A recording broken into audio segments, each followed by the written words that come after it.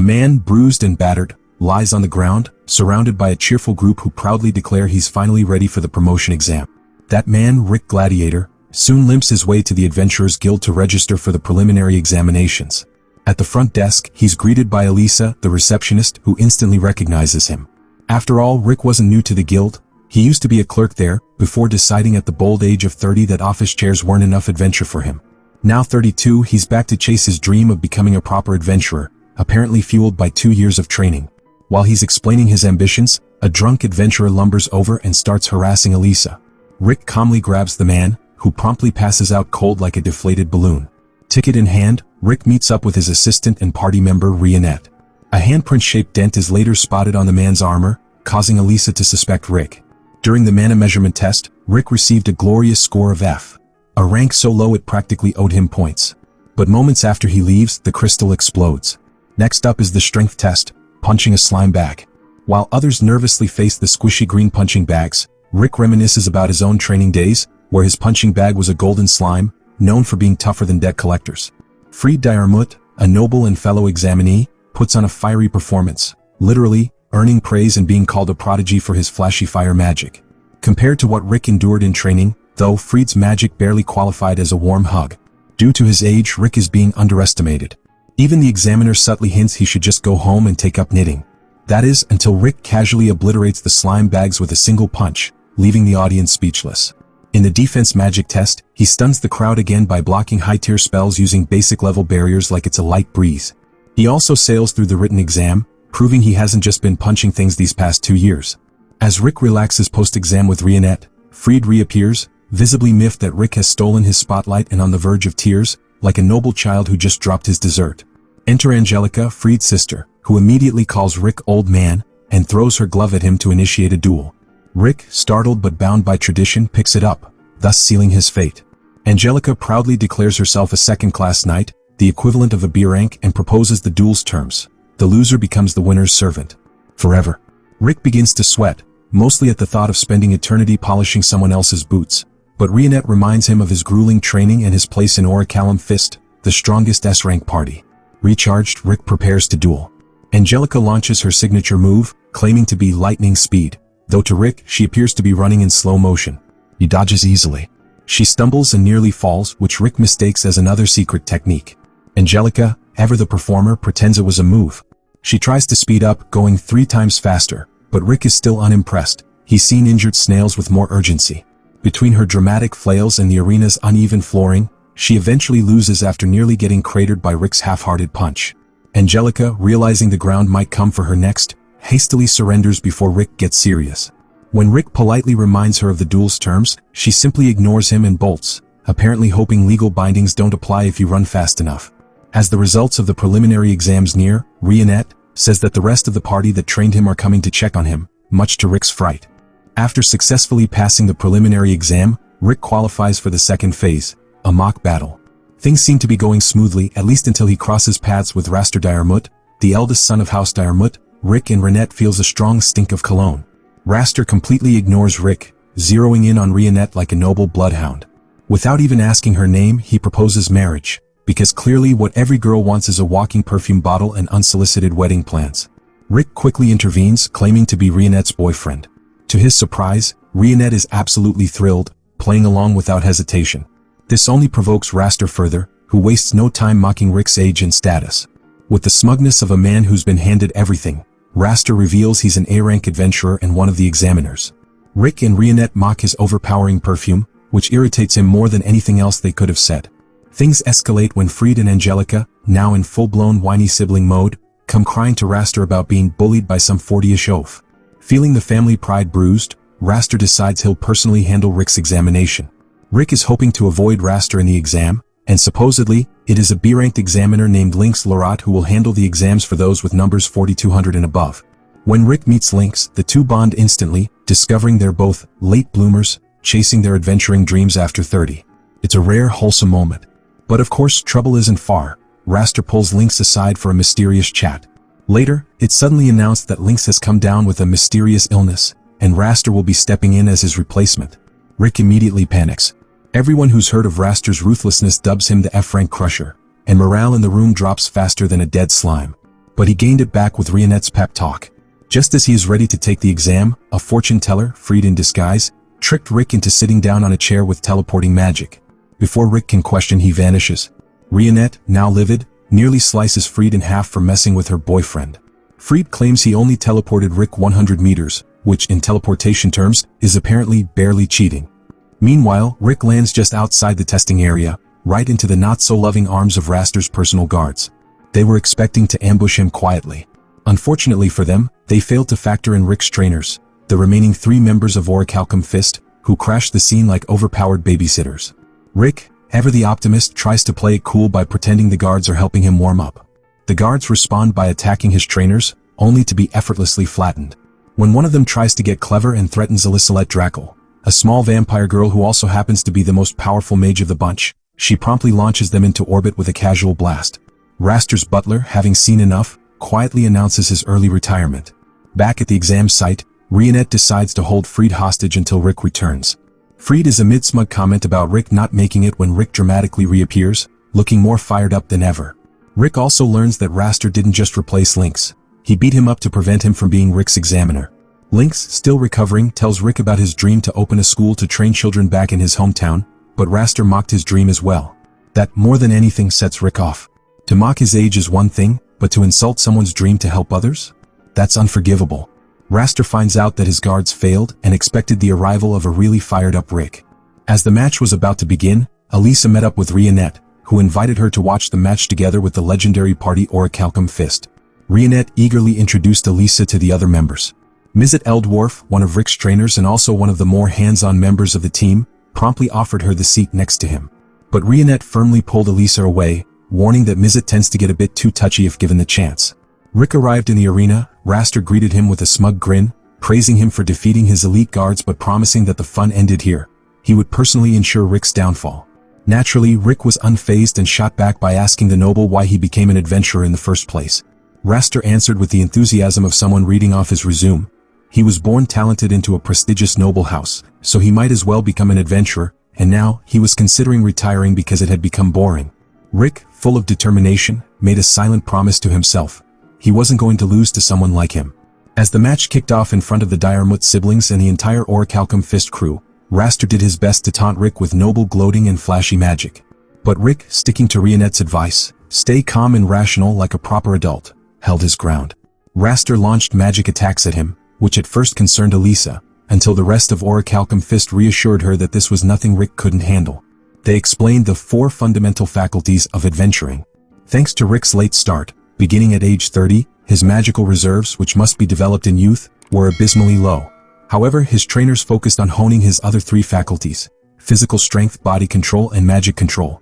Mizet and Elisaret had drilled him hard in magic defense and control, while Rionette herself sharpened his dexterity. As a result, Raster's supposedly fearsome attacks were little more than fancy light shows to Rick. Despite being unaware of it himself, Rick had already reached an S-rank level. He just hadn't updated his resume yet. As Raster kept escalating, Rick effortlessly deflected his magic. Raster, now visibly shaken, admitted that Rick was far beyond E rank and demanded to know how he got so powerful in just 2 years. The truth?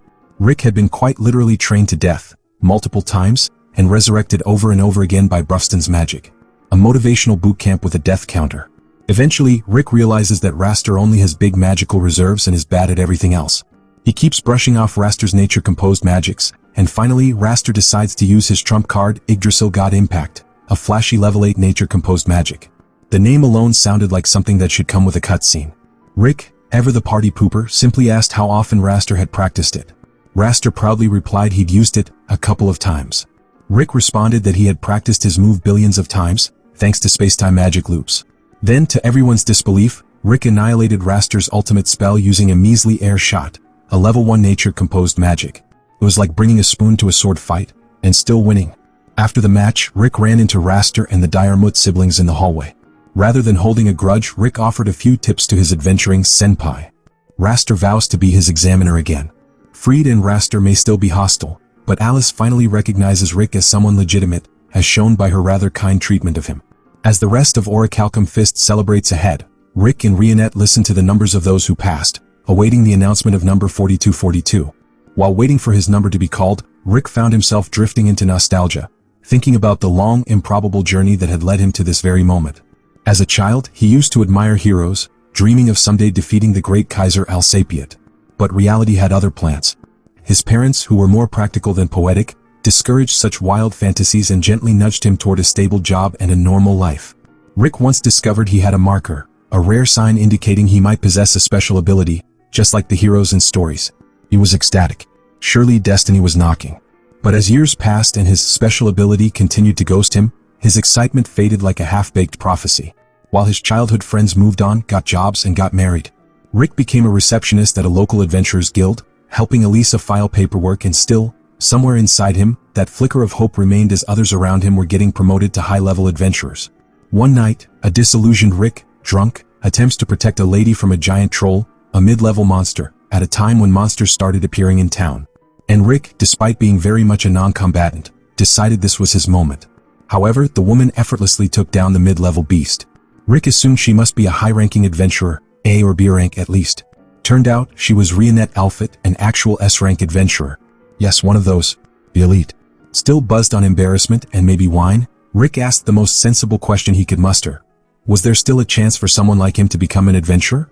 Rionette, kind but blunt, told him it might be too late. His age, his undeveloped mana, his everything. Rick, masking his disappointment like a pro, decided to shoot his shot and asked her out instead. For reasons still unknown to modern science, she agreed. The next day, Rick finished his guild work with suspicious speed and showed up to the date with more nerves than a man meeting his fiancée's father. But fate wasn't in the mood for romance. Monsters once again attacked the town during their outing. Rionette quickly made short work of most of them, leaving Rick wide-eyed and vaguely reconsidering his life choices. But things turned serious when she suddenly froze, paralyzed after sensing an unusual mana signature. Rick's B-rank friends, including his buddy Zaid, arrived just in time to help mop up the remaining monsters. However, Rionette delivered the chilling news. A dragon was coming. Despite being S-rank, she confessed she couldn't fight it. A traumatic childhood encounter left her unable to move whenever she felt a dragon's presence. The others, following strict guild regulations that advised not fighting dragons because common sense, prepared to evacuate. But the dragon had other plans and cast a barrier to trap them all. With everyone frozen and no options left, Rick did what any underqualified, slightly buzzed former receptionist would do. He stood up to the dragon. His courage inspired the others to help, but the dragon swatted them away like mosquitoes at a barbecue. Rick, bruised and barely conscious, stood again ready to die. And that's when it happened. His long-dormant marker finally activated, and a tidal wave of magic burst from within. Rionette, stunned by the sight, watched as Rick, newly awakened, unleashed his hidden inborn skill and decapitated the dragon in a blaze of improbable glory. Then, naturally, he fainted. He woke up a week later, barely alive, his magic circuits nearly destroyed. Rionette gently informed him that he had basically died. But plot twist, he survived. And in recognition of his absurdly brave and lucky actions, she offered him a place in her elite party, Oraculcum Fist. Back in the present, Rick's number was finally announced. He had passed the adventurer's exam. As he processed the news, he thanked Rionette and the others for their relentless training. Later, Lorat finds himself walking in the middle of a forest, wearing full-body armor. Rewind to earlier, when Lorat was recovering in the hospital, he expressed an interest in meeting Rick's party members. Rick, ever helpful and slightly mischievous, invited him to Oraculcum Fist's headquarters. Upon arrival at their castle-like base, Lorat immediately asked why he had been advised to wear armor, especially since no monsters ever attacked this place. Rick cryptically told him he'd understand soon enough. Understand he did, about 2 seconds later, when Elisarette, a young vampire and Rick's overly clingy party member, suddenly attacks him. Upset that Rick hadn't spent enough time playing with her. In that moment, Lorat realized exactly why the armor was necessary. The next, he was dragged into another encounter. This time with Mizet, the team's eccentric dwarf weaponsmith, who cheerfully let him test out a new harmless prototype weapon. The experience was traumatic. Still reeling, Lorat then stumbled upon Brufston, who was reading books.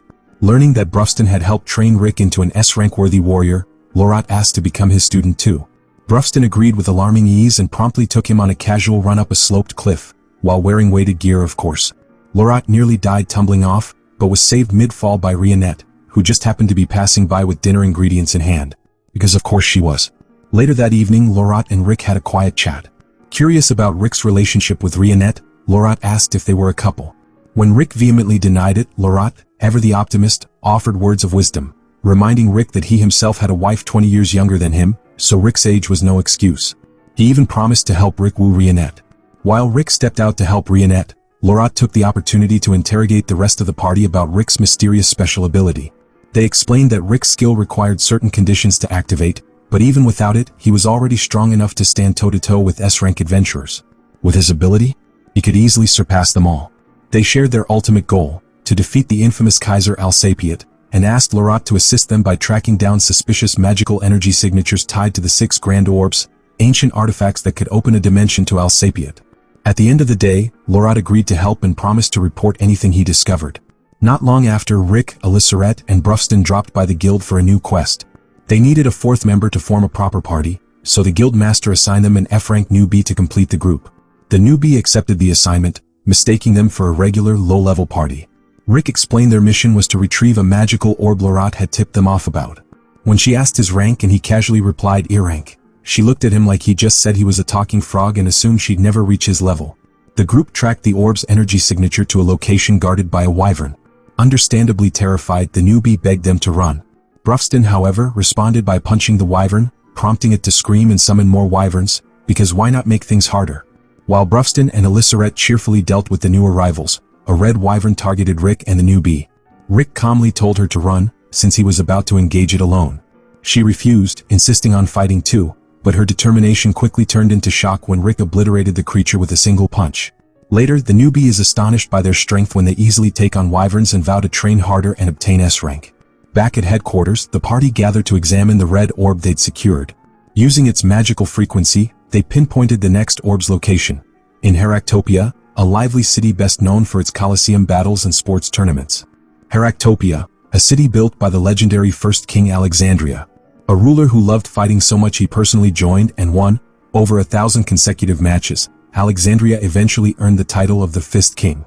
His legacy continues in the form of Heractopia's annual Fist King tournament, a celebration of brute strength, discipline, and controlled chaos. Rick, Brufston, and Rionette arrive in the city in search of their next magical orb. While roaming the alleys, they come across a man harassing a girl. Brufston, with all the calmness, casually beats the creep into submission, turning him into a model citizen in under 60 seconds. The rescued couple mentions having seen a strange glowing stone somewhere, but can't quite remember where. Their confusion clears up when a grand parade for the Fist King tournament rolls through the street. All eyes, including Rick's, lock onto the champion's belt being proudly paraded atop a float. Right there, glimmering like a smug little trophy, sits the Yellow King stone. Turns out it's currently in the possession of Kelvin Erwolf, the reigning champion and undefeated victor of 3 consecutive Fist King tournaments. Naturally, Rick and his party waste no time approaching Kelvin to politely enough, ask for the orb.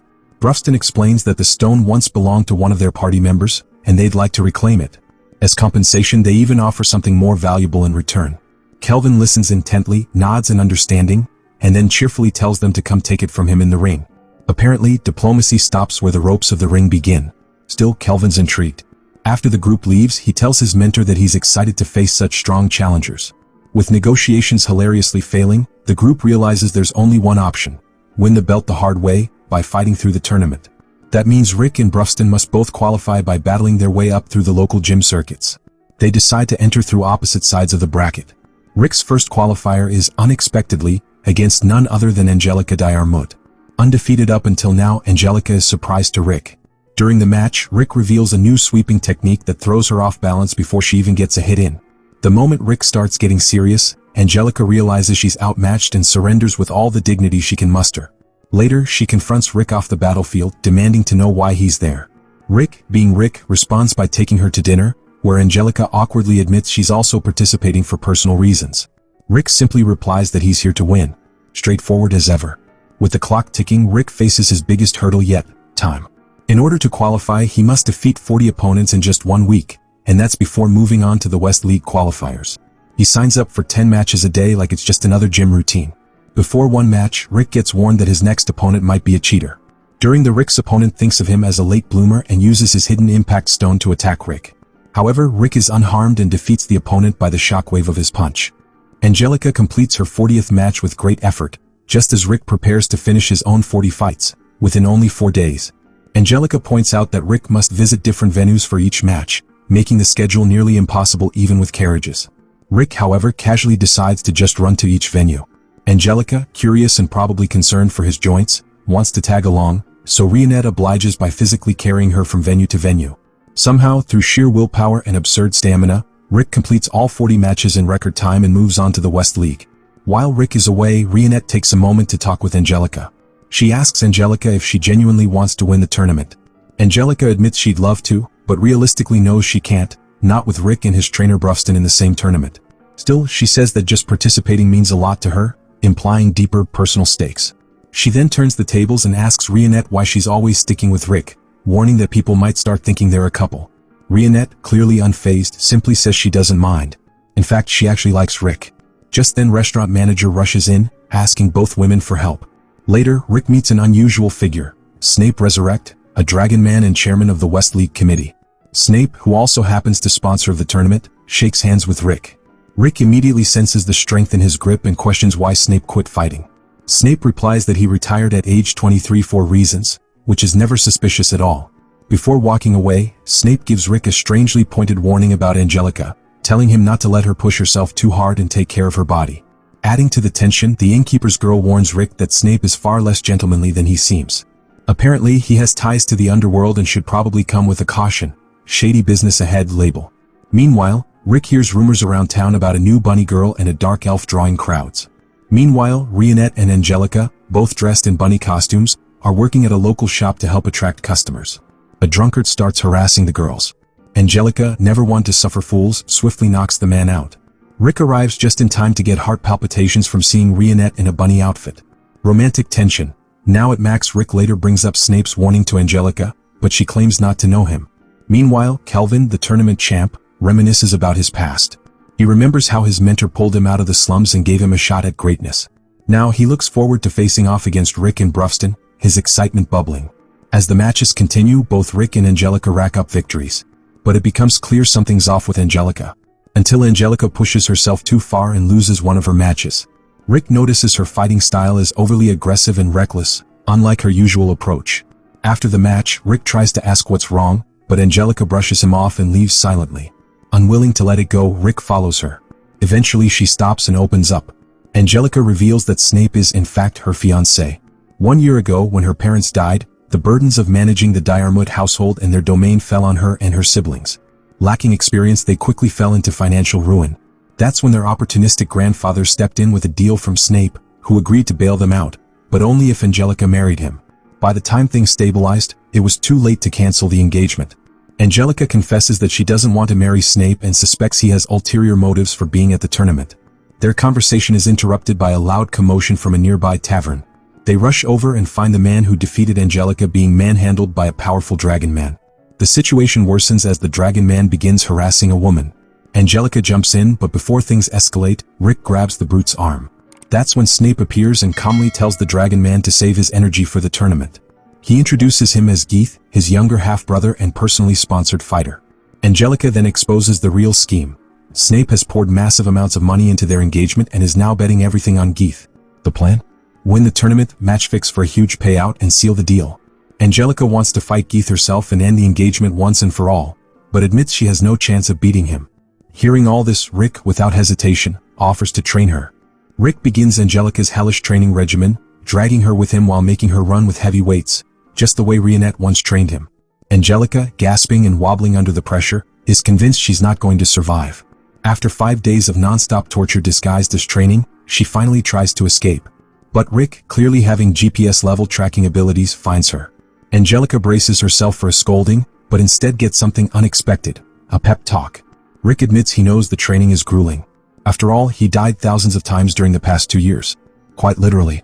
Thanks to Brufston's healing magic, Rick got used to dying like it was part of a regular fitness program. He confesses that he too once wanted to run away, but Brufston told him something that stuck. Sometimes the weight of one's regret can crush harder than the training itself. And so Rick chose to stay and fight through it. Moved by his honesty, Angelica opens up. She admits she never liked the whole noble lifestyle. Fancy dresses, dances, and stiff social events weren't her thing. She always felt out of place. That's why she joined the Knights, to serve the Diarmut family in her own way. Inspired, she agrees to resume training. Rick even ropes in Rionette to help. Since weapons are banned in the tournament, Rionette trains Angelica to move her limbs like blades, sharpening her technique with her natural combat style.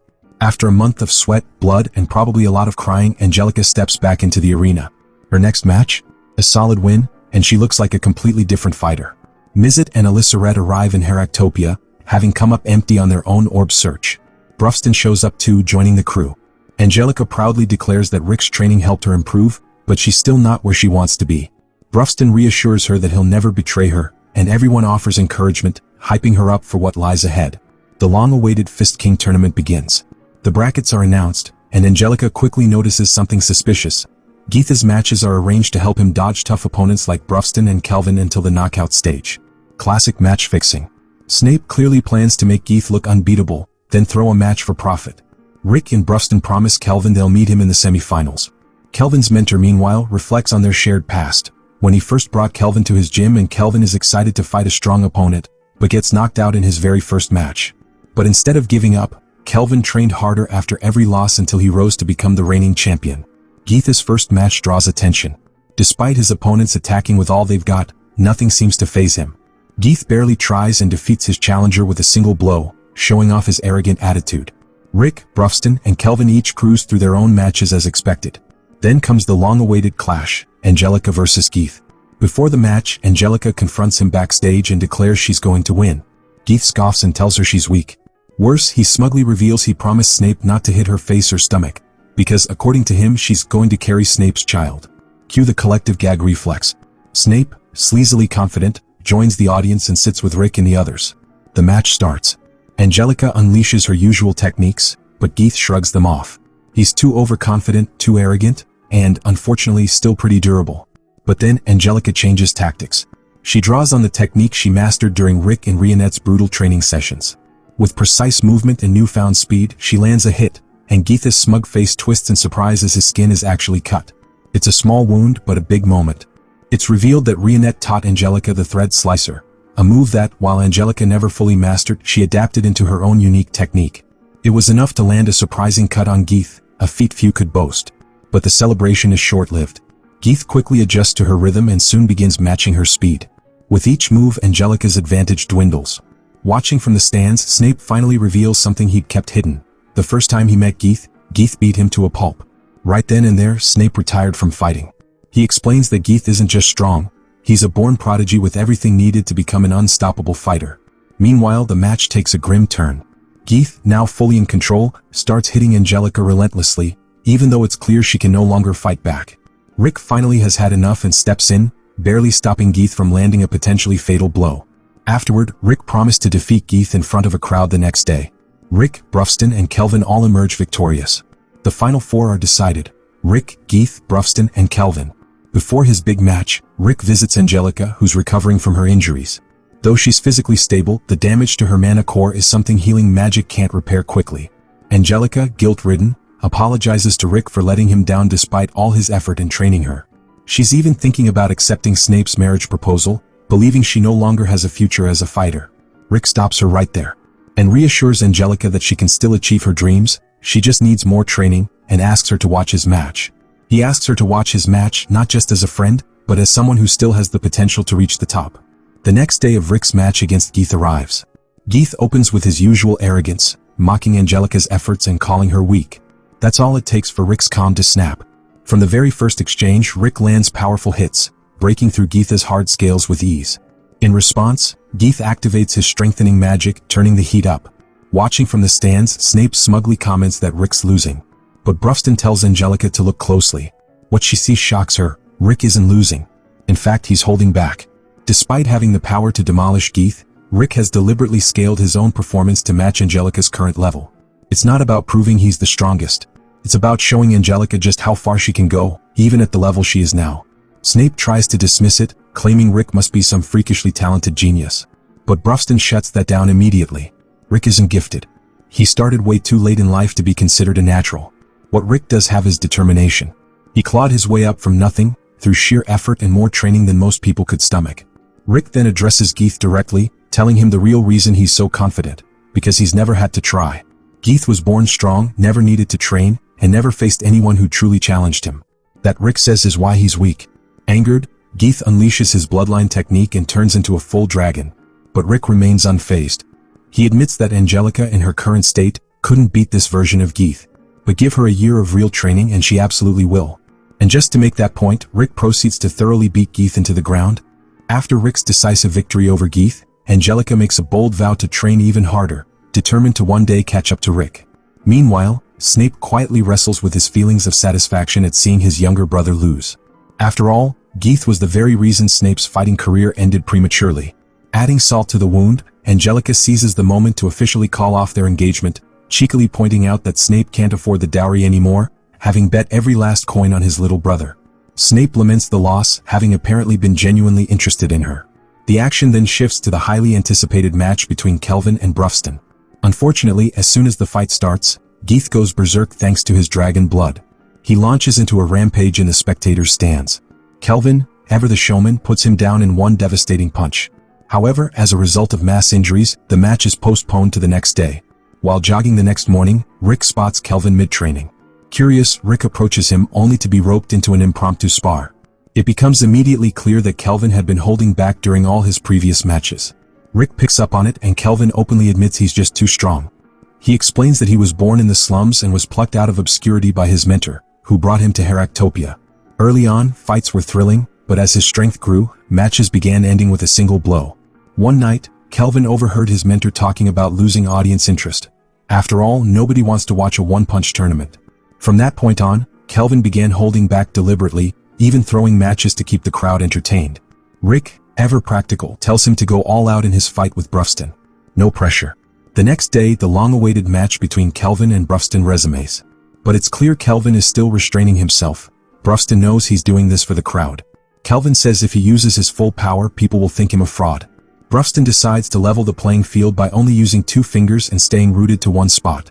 Kelvin charges forward. Brufston easily blocks and counters, turning the fight into an absurd masterclass of minimal effort. Kelvin wants to go all out but is afraid of the crowd. Just when things look like they might stay silly, Kelvin's mentor stands up and shouts for him to fight seriously, reminding him of his original dream, to train the strongest fighter in the world, and that fighter is meant to be Kelvin. Motivated, Kelvin finally unleashes his full strength. Brufston responds by moving up from 2 fingers to his palm. What generosity. Despite being a beast man, Kelvin demonstrates that he's capable of using advanced high-tier magic, stunning the crowd with flashy spells. But the more powerful Kelvin becomes, the more the audience turns against him, muttering about how he must have been hiding his strength all along. Still, the jeers don't faze Kelvin. He casts a blinding spell, vanishes, then launches a devastating level 8 meteor strike. Rick, watching from the sidelines, starts sweating, not for Kelvin but for the safety of the stadium if Brufston decides to stop playing nice. Which of course he does. With raw strength, Brufston shatters the meteor as if it were an annoying mosquito. Impressed, Brufston offers Kelvin a rare Orcish gesture of respect. The quarter thumbs up, a silent challenge to fight without guarding against attacks. Kelvin, now burning through his remaining reserves of mana and stamina, just then the crowd starts cheering for Kelvin, and he uses all his remaining strength in his last attack. After a dramatic and emotional battle, Brufston wins, having the utmost respect for Kelvin, who himself proclaims that their fight was the most fun he's ever had in his life.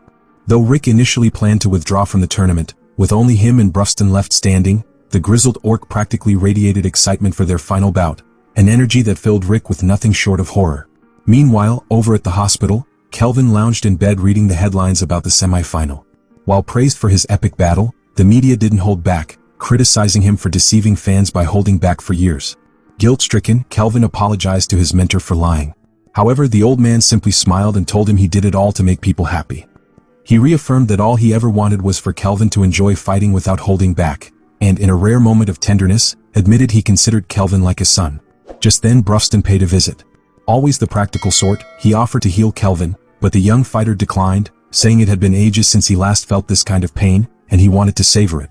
Despite his bruises, Kelvin looked forward to the final showdown. Meanwhile, Rick had gone full hermit mode, locking himself in his room and doing his best impression of a retired old man. Angelica tried to coax him out, but Rick claimed he valued his life too much to fight an orc built like a war deity. Then Snape arrived, of all people, for a rare moment of attempted encouragement. He pointed out that the entire city was hyped for the final match and that an obscene amount of money was riding on it. If Rick dropped out now, everything will go to waste. Angelica then tried again, reminding Rick of everything he had endured during 2 years of backbreaking training. Rick scoffed, saying there's a vast difference between dying in training and dying in an actual match. Angelica, clearly offended, stormed off in a huff. Mizet then stepped in with a dose of wisdom. He asked Rick if he'd ever wondered why Brufston had an entire training plan prepared the moment Rick arrived. Rick recalled the day he first met the orc, expecting rejection, but instead being asked a single question: whether he was ready to endure what was ahead. Mizet explained that Bruston had always been too powerful to bond through traditional Orcish brawling customs and had designed Rick's training specifically to create someone who could meet him on equal footing. Mizet left Rick with a choice: walk away if he wanted, but at least consider how much the fight meant to Bruston. As everyone trickled out, Rionette remained. Rick, feeling vulnerable, asked if she thought he was lame. She calmly told him she'd never think that and would respect his decision, whether he fought or not. The next day arrived, and the arena buzzed with anticipation. Angelica noticed Rick looking surprisingly confident and felt a swell of pride, until she found out he was internally screaming. It was, in fact, Rionette who had finally convinced him to step into the ring. Their fight began with explosive energy, immediately surpassing human limits. Curious, Angelica asked Rionette what magical words had turned Rick into a brave warrior overnight. Rionette casually replied that she promised to go to the hot springs with him if he won. Angelica turned bright red, flustered beyond belief, and decided to pay closer attention to the fight. It was a duel not just of strength, but of emotion, respect, and an unspoken bond forged in training and hardship. Blow after blow, the battle intensified.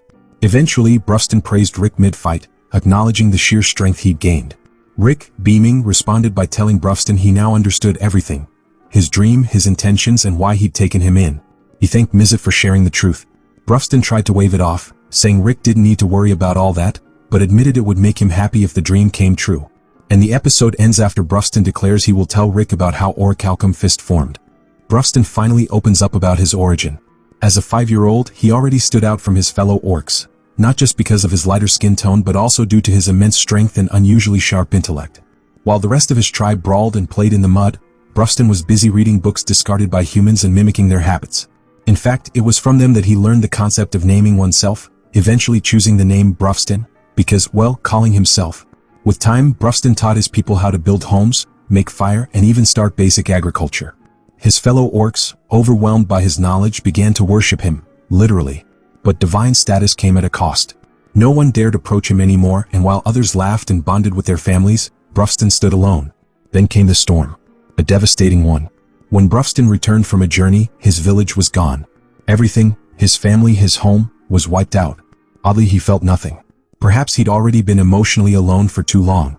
That night, a stranger attacked him. The fight didn't last long. The man quickly realized Bruston wasn't just another forest brute. Introducing himself as Reinhardt, the man who once fought beside the legendary hero Yamoto and the author of his tales, he extended an invitation to Bruston: join him in pursuing the defeat of Kaiser Al-Sapiat. That was how Bruston became an adventurer. Together, Reinhardt and Bruston founded the legendary party known as the Oraculcum Fist. Over time, others joined, each powerful, each unique, but none could truly challenge Bruston. Still, deep down, he longed for someone who could match him, fight beside him, not just in strategy but in sheer force. So, he designed the perfect training regimen and waited until Rick appeared. After Bruston finishes his story, Rick realizes how much effort Bruston put into his training and gives Bruston the orc quarter thumbs up, signaling he will fight without defending or dodging. Bruston is visibly touched. Their final match begins, so intense that the protective barrier begins to crack under the weight of their attacks.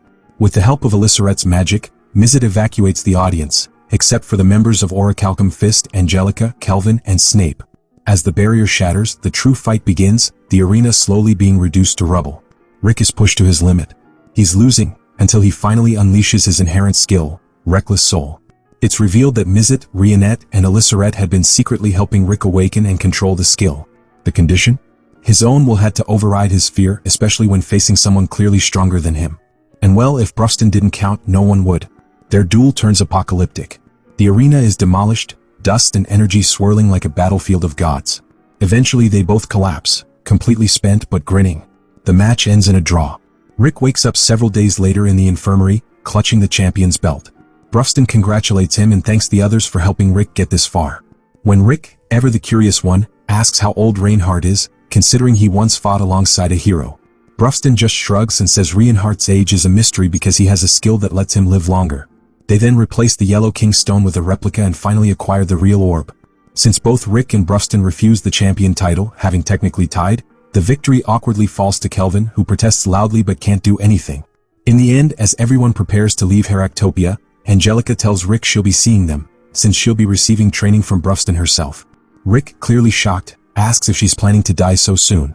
She smirks and says she'll catch up and surpass him. Then comes the parting twist. Angelica is baffled when the others say they're not taking a carriage back to the castle. That trip takes a month. But Mizet cheerfully casts strengthening magic on their horses and casually says they'll reach home in 3 days. Just before they take off, Rionette asks Rick when he will take her to the hot spring. Flustered, Rick said it was a promise if he won the match, and also started imagining himself with Rionette at the hot spring. Mizet, never one to miss an opportunity, announces that since the match ended in a draw, the real winner will be the one to reach the castle first. If Rick loses, he'll receive 100-fold training. Terrified, Rick promised Rionette to take to the hot spring and start running with everyone to the home. Thank you for watching. Don't forget to like, comment, and subscribe for more videos like this. If you have any suggestions or questions, feel free to leave a comment below. Until next time, take care.